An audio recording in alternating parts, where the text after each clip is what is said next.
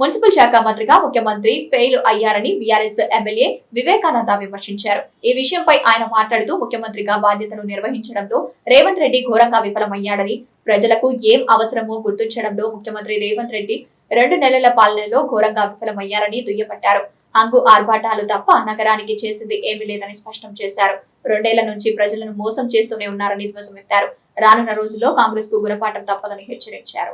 రేవంత్ రెడ్డి గారు డే 1 నుంచి కూడా ఇప్పటికి 2 సంవత్సరాలు పూర్తయిపోయి 2.5 సంవత్సరాలు పూర్తయిపోయి 3వ సంవత్సరం నడుస్తా ఉన్నది.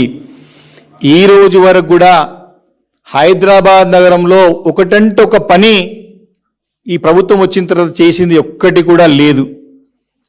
కేవలం ప్రకటనలకే పరిమితమైనటువంటి ఈ ప్రభుత్వం, ఈ యొక్క ముఖ్యమంత్రి గారు ఆర్భాటాలు చేసి పెద్ద ఎత్తున హంగామా చేసి మేము ఇది చేయబోతున్నాం అది చేయబోతున్నాం అని చెప్పి ప్రజలని మభ్యపెట్టి మోసం చేసే ప్రయత్నమే చేస్తున్నదే తప్ప చేసింది ఏమీ లేదని చెప్పి స్పష్టంగా తెలియజేస్తా ఉన్నాను.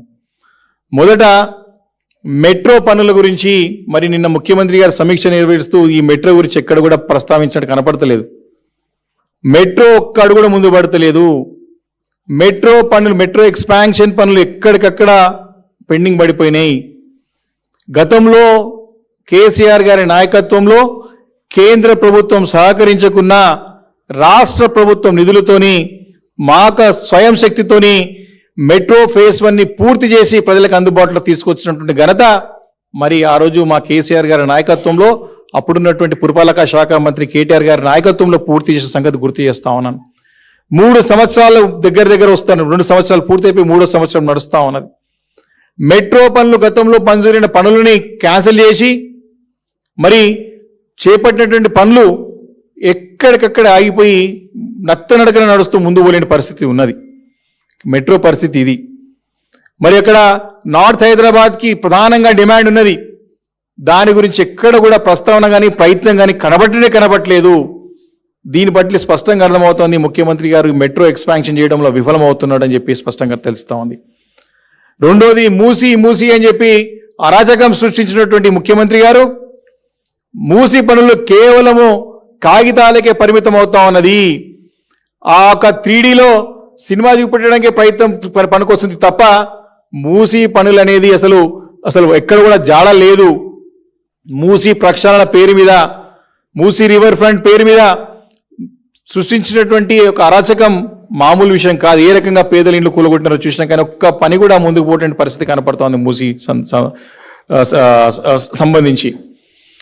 మరి మూడోది ఇన్ఫ్రాస్ట్రక్చర్ సంబంధించిన హెచ్సిటీ అయినా నామకరణం చేసి మేము గతంలో చేసినటువంటి స్ట్రాటజిక్ రోడ్ డెవలప్మెంట్ ప్రోగ్రామ్ కానీ స్ట్రాటజిక్ నాలా డెవలప్మెంట్ ప్రోగ్రామ్ కింద ఎంతో పెద్ద ఎత్తున పనులు చేసి ప్రజలను మనల్ని పొందగలిగినాం.